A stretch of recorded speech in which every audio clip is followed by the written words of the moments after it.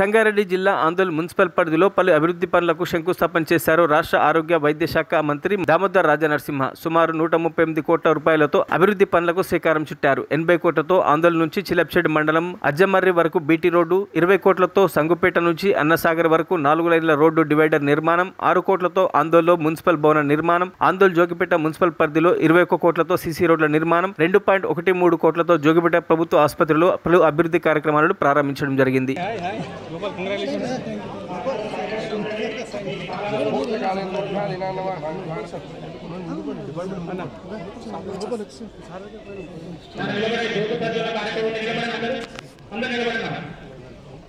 सरस्वती नमस्तुभ्यं वरदे कामरूपिणे विद्यारंभं करिष्यामि सिद्धिर्भवतु मे सदा।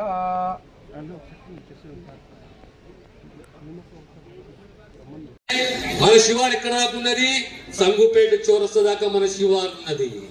సంగుపేట చౌరస్తా నుంచి జోగిపేట అన్నసాగర్ వరకు డబుల్ రోడ్ వేసి సెంట్రల్ లైటింగ్ సిస్టమ్ పెట్టాలి.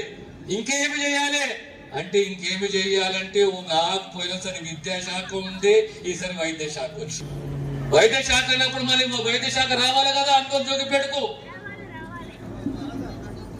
రావాలా లేదా?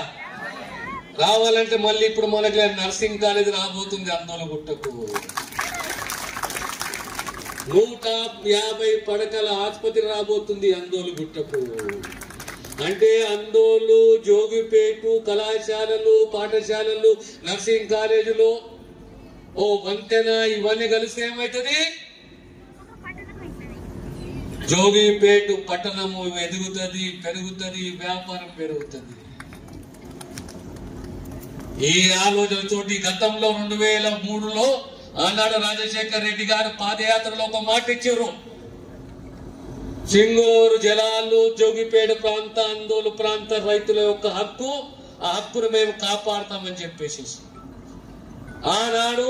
మరిన్ని అప్డేట్స్ కోసం మా ఛానల్ ని సబ్స్క్రైబ్ చేయండి.